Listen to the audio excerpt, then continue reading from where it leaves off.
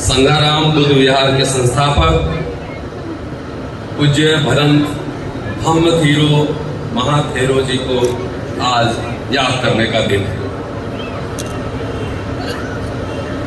याद करें, कैसे करें, क्यों करें, ये सबसे महत्वपूर्ण प्रश्न है।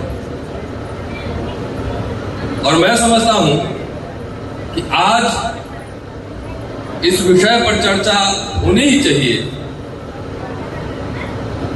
कि तथागत गौतम बुद्ध का धम्म,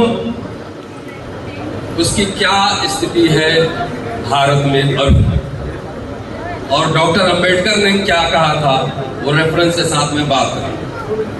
आदरणीय भंते जी, सभा में उपस्थित सभी साथी, महिलाएं, माता बहने, आप सबको जय भीम, नमो बुद्धाय। अभी चेयरमैन साहब शायद चले गए और उससे पहले एक वक्ता बात कर रहे थे कि माइनॉरिटी कमीशन में एक भी बुद्धिस्ट मेंबर नहीं। बात सही, लेकिन बुद्धिस्ट मेंबर होंगे कैसे? अपने आप को कोई बनाएगा नहीं। तो जिस दिन भंते जी लोग 10,000 इकट्ठा होंगे जंतर मंतर पे, मिल जाएगा। बगैर संघर्ष के, बगैर आंदोलन के कुछ मिलता नहीं।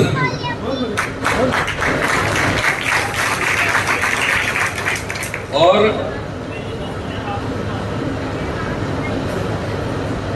आजकल खुदाई बहुत हो रहा है और हर जगह जो है, आखिर भागवत साहब को कहना पड़ा कि हर जगह शिवलिंग नहीं ढूंढेंगे, नहीं होगी। क्यों कहना पड़ा? इसलिए कहना पड़ा कि जब मंदिर का, शिवलिंग का, मूर्ति की व्याख्या टेलीविजन चैनल में बैठ के मौलाना, मौलवी साहब और पंडित करेंगे, तो फिर तो इतिहासकार का काम खत्म हो गया, उसकी कोई जरूरत ही नहीं। जो स्कल्प्टर है, मूर्तिकार है, उसका काम खत्म हो गया, कोई जरूरत ही नहीं। तो सवाल ये उठा कि अगर आप खुदाई कर रहे हैं तो खुदाई थोड़ा अच्छे से कीजिए, 2-4 फीट और नीचे जाइए, हर जगह आपको बुद्ध विहार ही मिलेगा। और मैं ऐसी बात नहीं कर रहा, हवा में बात नहीं कर रहा, और संदर्भ दे रहा हूं, और संदर्भ कोई बुद्धिस्ट संदर्भ नहीं दे रहा। विवेकानंद ने कहा था कि जगन्नाथ मंदिर बौद्ध मंदिर था। बंकिम चंद्र चटर्जी ने भी, और दयानंद सरस्वती ने भी सोमनाथ मंदिर के बारे में यही कहा। मैं अभी सिरपुर में था कुछ दिनों पहले, छत्तीसगढ़, और रहने वाला मुजफ्फरपुर का हूं। वैशाली और बोध गया मेरे घर से ज्यादा दूर नहीं, और गया। तो आप भारत भर में घूम के देखिए, सिरपुर में जाके देखिए, पूरी इतना बड़ा बुद्धिस्ट सेंटर मैंने नहीं देखा, बौद्ध सेंटर।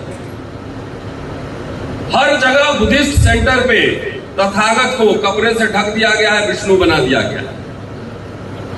बौद्ध मठ को जो है मंदिर में कन्वर्ट हो रहा है। तो भंते जी, घर वापसी कराना पड़ेगा, क्लेम करना पड़ेगा, दावा करना पड़ेगा कि हमारे ये बौद्ध विहार है, उनको वापस लौट दो। तो बौद्ध विहार की वापसी का आंदोलन करना पड़ेगा, कोई ऐसे फ्री में आपको नहीं देगा। और मैं समझता हूं कि धम्मथीरो महाथेरो जी को याद करने का ये एक तरीका हमें आह्वान करना चाहिए, हमें संकल्प लेना चाहिए कि जितने हमारे विरासत पे कब्जाया गया है उसकी वापसी हो। कौन लड़ेगा भाई? विचार अपने आप ट्रैवल नहीं करते, अपने आप किसी घर में विचार नहीं आता। और धर्म वो जीवित तभी रहता है जब उसमें मानवीय प्रयास लगते, उसको जिंदा रखना पड़ता है, अपने आप नहीं चलता है। और ये जिम्मेदारी, हम लोग तो ऑर्डिनरी मैन है, आम उपासक है, अपने हिस्से का जितना काम है, नौकरी करने के बाद, पढ़ाने लिखाने के बाद अपने हिस्से का जितना काम है, कोशिश करता हूं कि उतना काम कम से कम वीडियो बना के यूट्यूब पर डाल के आपके पास पहुंचा दूं। लेकिन जिस दिन बौद्ध धर्म कैसे घर घर में जाएंगे? अभी भंते जी अच्छी बात कह रहे थे, हमारे बौद्ध भिक्षु लोग घर घर जाएं आपके यहां और रोज शिक्षा दें, साधारण शब्दों में, पेचीदा शब्दों में नहीं। घर घर जाएंगे, अगर नहीं जाएंगे तो आपके घर कौन आएगा? पाखंड, कर्मकांड। क्योंकि लोग तो मानने वाले होते हैं, नास्तिक तो इस धरती पे बहुत कम लोग होते हैं जो नास्तिक होते हैं। तो अगर आप इनके घर नहीं जाएंगे तो कोई ना कोई और तो जाएगा ही जाएगा ना। इसलिए जिम्मेदारी है। हम लोग इतिहास के छात्र हैं, इतिहास पढ़ते हैं। आप अंबेडकर रामा यूट्यूब चैनल देखते हो, पढ़ पढ़ के उसमें बताते रहते हैं, समझाते रहते हैं। वो मेरा काम है, मेरा दायित्व है। एक स्टूडेंट, एक शिक्षक ये काम कर सकता है। लेकिन घर घर को पहुंचाने की, बॉल हाथ में लेके, कटोरा जाकर खाना आपसे लेकर खाना खाना है और आपको शिक्षित करना है। ये काम भंते जी लोग हैं। और आप लोग भी घबराइए नहीं कि आप तथागत के विचार स्वीकार कर लेंगे और बुद्धिस्ट बन जाएंगे तो आपको चीवर पहनना पड़ेगा। ये कोई जरूरी नहीं। आम उपासक गृहस्थ होते हैं, अपना दैनिक काम करते हुए, रोजगार नौकरी करते हुए आप बन सकते हैं। आजकल मैं सफाई अभियान में निकला हूं। हम मोदी जी से इस मामले में बहुत प्रभावित हूं। तो सफाई अभियान चला, तो सड़क की सफाई चला रहे हैं और मैं दिमाग की सफाई का अभियान चला रहा हूं। सबसे पहले आज अच्छा लग रहा है कि जितनी संख्या में यहाँ पुरुष हैं, महिलाएं भी उतनी संख्या में हैं। तो आप सबसे पहला अगर यहां आए हैं, सुनने आए हैं, तो पहली बात, आपको कांवड़ चाहिए कि कॉलेज चाहिए? हाँ, ये है बात। घर से आडंबर, पाखंड, जितना कुछ है, कूड़ा कबाड़ा निकाल दीजिए और घर में वैज्ञानिक सोच, है ना, साइंटिफिक तार्किक बात, वैज्ञानिक सोच घर में लाइए। देखिए आपका बेटा बेटी सब पढ़ के अच्छा इंटेलेक्चुअल बनेगा, इंजीनियर बनेगा, डॉक्टर बनेगा। कितनी बार पूजा करती है? करती है नहीं? हैं? हाथ उठाइए। सुबह शाम। अच्छा, तो जितना आडंबर, पाखंड है, ये सब हटाइए। हम लोग हटाएं तो देखिए कहां गांव से चल के आए, दिल्ली में प्रोफेसर बन गए। तो ये जरूरी बात, आप सिर्फ इतना ही कर ले, आपके घर बुद्धिज्म पहुंच गया, तथागत के विचार पहुंच गए। सिर्फ वैज्ञानिकता, वैज्ञानिक सोच आपके घर में, ज्ञान विज्ञान की बात हो। जहां ज्ञान विज्ञान है, बुद्ध तो अपने आप है। वहां पूरे दुनिया भर में प्रचार हो रहा है, बड़ी संख्या में लोग स्वीकार कर रहे हैं। लेकिन भारत में जिस रफ्तार से जैसे काम होना चाहिए था, वो काम नहीं हुआ। और चुनौती हमारी यही है कि हम सबको वो काम आगे बढ़ाना है। हम तो as a layman, common man, आम उपासक हम कर सकते हैं। लेकिन जो भंते हैं, भिखुनी है, उनकी जिम्मेदारी ज्यादा है। और आज इस अवसर पे जो मैं बात कह रहा हूं, मैं नई बात नहीं कह रहा। डॉक्टर अंबेडकर बर्मा में गए थे, रंगून में, और वहां पे 4 दिसंबर 1954 को अंतर्राष्ट्रीय बौद्ध सम्मेलन का आयोजन था। उसमें डॉक्टर अंबेडकर का पूरा भाषण है और वो भाषण उन्होंने लिख के बर्मा बुद्धिस्ट काउंसिल को 2 पार्ट में वो मेमोरेंडम दिया और उसको जरूर पढ़ना चाहिए। लगातार उस भाषण पे हम जहां जाते हैं बोलने, उसकी चर्चा जरूर करते हैं। उन्होंने दिया था कि कहते हैं कि भारत में बुद्ध को वीजा या पासपोर्ट की जरूरत नहीं। क्या क्या चुनौती है और कैसे बौद्ध धर्म का प्रचार होगा, उन्होंने पॉइंट वाइज ये जो है 7-8 पेज का मैंने निकाल के लाया। 7-8 पेज का उनका मेमोरेंडम है। कि क्या चुनौती है, उसका समाधान क्या होगा। डॉक्टर अंबेडकर कह रहे थे कि अगर बर्मा से बाहर, बर्मा बुद्धिस्ट देश, अगर बौद्ध धर्म का प्रचार करना है तो भारत से अच्छा कोई देश नहीं है। भारत में इसका लाभ ज्यादा मिलता। उसका कारण बता रहे हैं कि भारत बुद्ध की जन्मस्थली, करीब 2000 वर्ष तक यहां बुद्ध के विचार फैले हैं और उनकी स्मृतियां अभी ताजा है।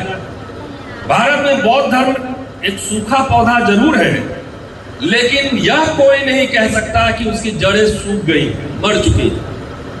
भारत में लोग उनको विष्णु का अवतार कहते हैं।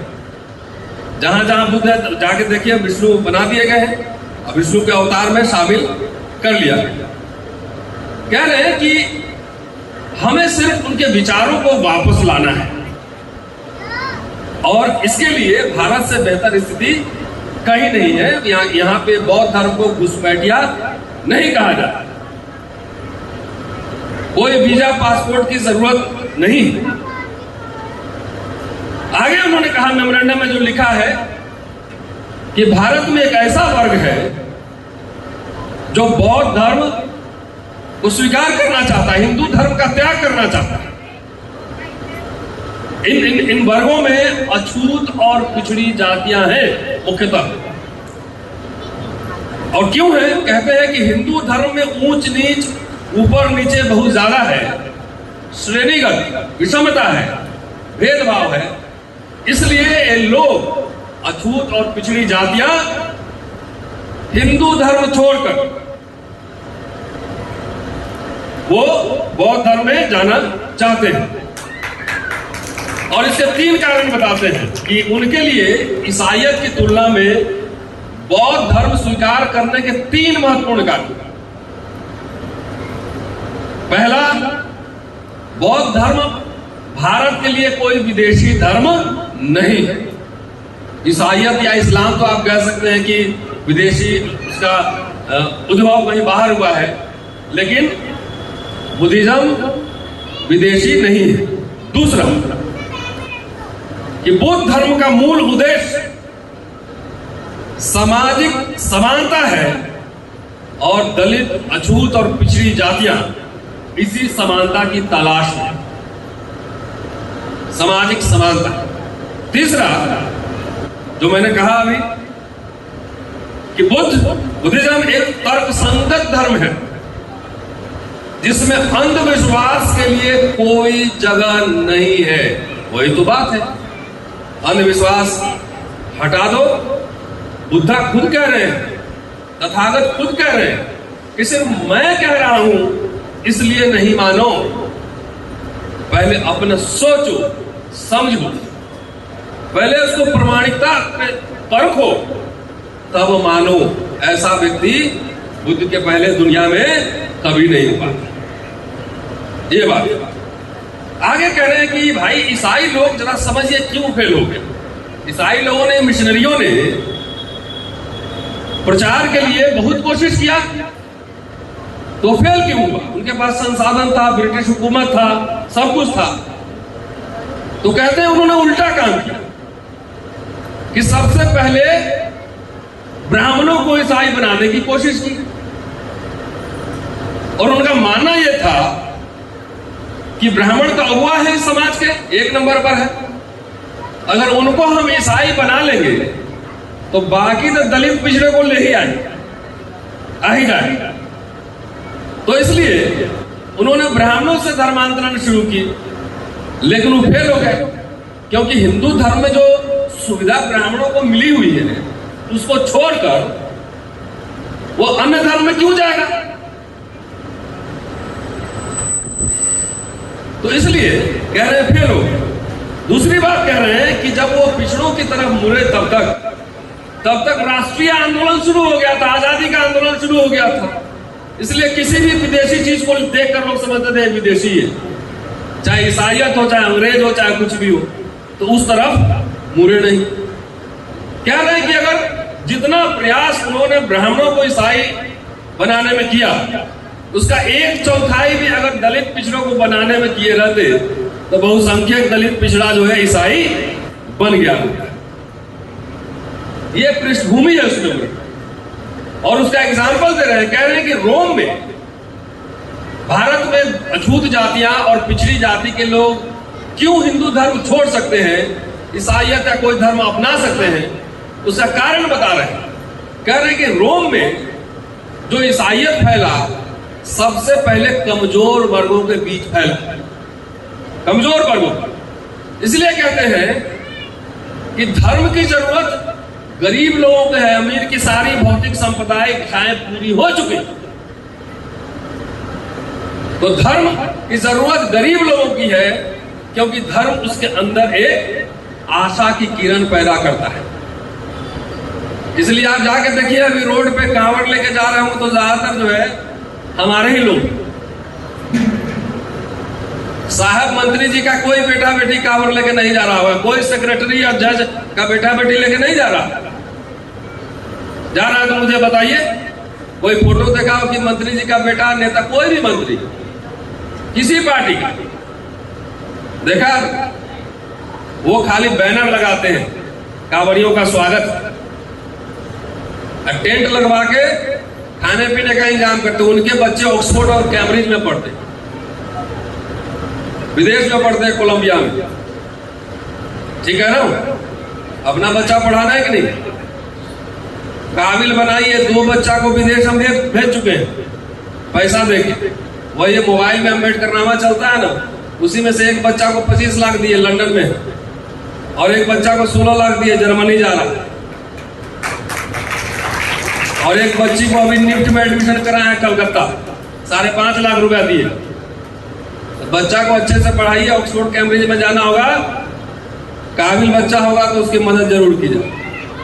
लेकिन साल में 1-2 बच्चा को ही भेज सकता हूँ ना, 2-3 भेज सकता हूँ। बाकी जितने हमारे साथी है, जितने संगठन चला रहे हैं, बड़े बड़े करोड़ों रुपए हैं उनके पास,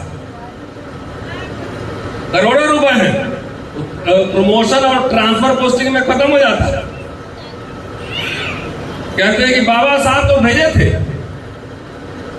रोज सुनते हैं कि बाबा साहब ने कहा कि पढ़े लिखे लोगों ने धोखा दिया, तकिया कलाम रटे जा रहे हैं। अरे भाई, तो पढ़े लिखे लोगों ने धोखा दिया, किस संदर्भ में, किसके लिए कहे थे, ये तो बताओगे? तो पढ़े लिखे लोगों ने धोखा दिया था, जिंदा कौन किया? जिंदा कौन किया? पढ़े लिखे लोगों ने ही जिंदा किया ना। तो ये रटेगा कि बाबा साहब बोले थे धोखा दे दिया। अरे भाई, 19 बच्चे भेजे थे लौट सरकारी वजीफे पर, अब वो नहीं लौट कर आए, चाहे उनका जीवन तो बेहतर हो गया, नहीं काम किए उस तरह से बाबा साहब जो उम्मीद करते थे। तो चलो, उनका अपना पेट तो पल गया, और ये बोल बोल के आपने एक भी बच्चे ना पढ़ाए। बताओ मुझे, कौन पढ़ाया? आपके बच्चे क्या तैयारी करवा रहे हैं? बाबू बनने की तैयारी करा रहे हैं। कौन अपना बच्चा को बनाना चाहता है अम्बेडकर और सावित्री बाई फुले? बताओ जरा, हाथ उठाओ। कोलंबिया यूनिवर्सिटी में कौन पढ़ाना चाहता है? तो बाबा साहब को मानोगे, बाबा साहब की नहीं मानोगे। संविधान की शपथ लेके कोर्ट में जाकर शादी क्यों नहीं ब्याह करते? करो ना, बाबा साहब संविधान बनाए हैं, तो क्या जरूरत है आडंबर पाखंड में पैसा खर्चा करने का? उतना पैसा बचा के बच्चे बच्चे को पढ़ाओ। पहले ऑक्सफोर्ड कैम्ब्रिज भेजिए।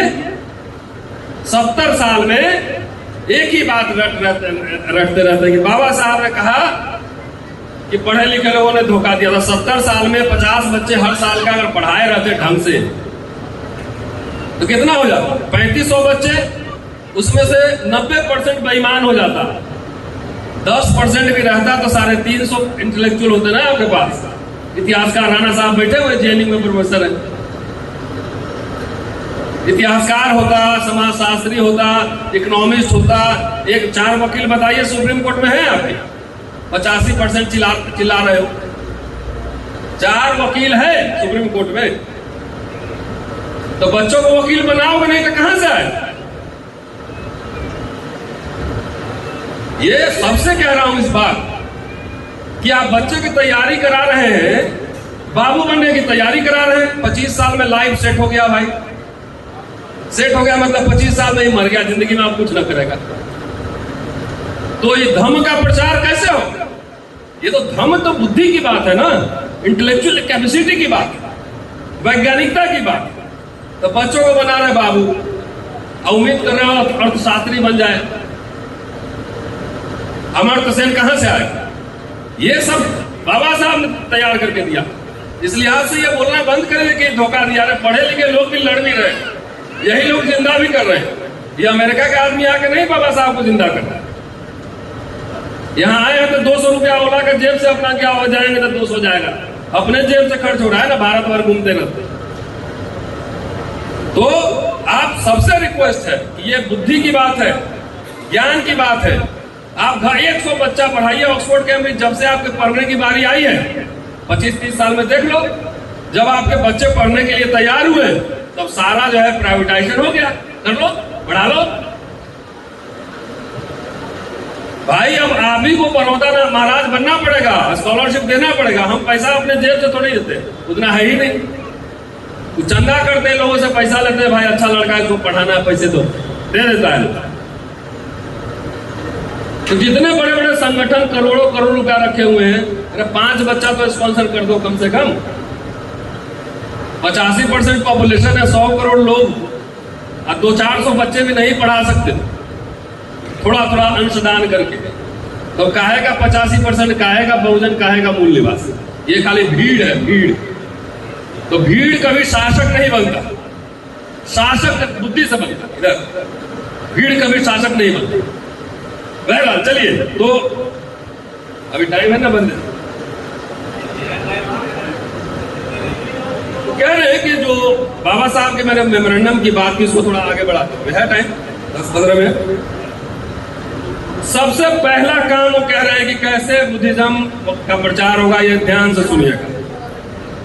बुद्ध के उपदेश तैयार करना जो कि धर्मांतरण करने वाले का नियमित साथी बने, पहला सबसे जरूरी। कह रहे हैं कि पाली में लिखे गए धार्मिक ग्रंथ के 73 खंड हैं और आम लोग वो नहीं समझ सकते हैं, तो इसलिए छोटी पुस्तिका तैयार करना जिससे कि लोग, और साधारण भाषा में, पाली नहीं समझता है। जब पंचशील पाठ करते हैं तो खाली लोग उच्चारण करता है, समझता नहीं उसमें क्या लिखा बोला जा रहा है। साधारण शब्दों में कह रहे हैं कि बाइबल नाम की छोटी पुस्तिका में यीशु मसीह के संदेशों को समेट कर ईसाइयत का प्रचार पूरे दुनिया में हो गया। इतनी सी बाइबल। उससे आगे इंपॉर्टेंट बात, और जो कि मैं कई जगह जाता हूं, मैं देखता हूं जो हो रहा है वही बाबा साहब लिखे, कि बुद्ध का जो विचार का जब तैयार करें पुस्तिका, तो उसमें उसके जो फिलॉसफिकल पार्ट है, जो दार्शनिक पहलू है, उससे ज्यादा सामाजिक और नैतिक शिक्षाओं पर बल दिया। अब तक जो बल है वो किस चीज पे है? अभिधम्म पिटक पे, दर्शन पे। तो आम लोग, ये माताएं बहनें दर्शन कहां से समझे? उनके सामाजिक और नैतिक शिक्षा पर विशेष बल दिया जाए। अगर इस तरीके से नहीं किया गया और सिर्फ दर्शन पे ध्यान दिया गया, तो ये बौद्ध धर्म के प्रचार के लिए सबसे घातक होगा, ये बाबा साहब बोले। आगे कह रहे हैं कि ईसाइयत में बैप्टिज्म जैसी कोई चीज नहीं है। कोई ईसाई बनता है, ईसाई बनता है तो उसमें बैप्टिज्म होता है, जिससे पता लगता है कि आप ईसाई बन गए। बोले बुद्धिज्म में ऐसा कुछ नहीं है। इसलिए एक आदमी बुद्धिस्ट बन भी जाता है तो कब छोड़ के चला जाता है पता नहीं लगता है, कि सिर्फ पंचशील का उच्चारण कर लेना काफी नहीं है। धर्मांतरण के संबंध में जो कुछ संस्कार है वो सिर्फ भिक्षु बनने और संघ में चले जाने तक सीमित। किसी आदमी को, किसी व्यक्ति को यह एहसास कराने के लिए, अनुभूति कराने के लिए कि वह अब हिंदू नहीं रहा और एक नया मानव बन रहा है, इसमें कई अन्य चीज भी शामिल की जानी चाहिए। फिर आगे कहते हैं कि साधारण उपदेशकों की नियुक्ति करना, जो घर घर जाकर बौद्ध तथागत के विचार का प्रचार प्रसार कर सके और यह देख सके कि लोग धम्म का कितना पालन कर रहे हैं। इन साधारण उपदेशकों को वेतन जरूर दिया जाए, सैलरी इसको वेतन दिया जाए। और दूसरी बात, उसकी वो शादीशुदा होना चाहिए। साधारण उपदेशक शादीशुदा होना चाहिए, उसको वेतन दिया जाना चाहिए।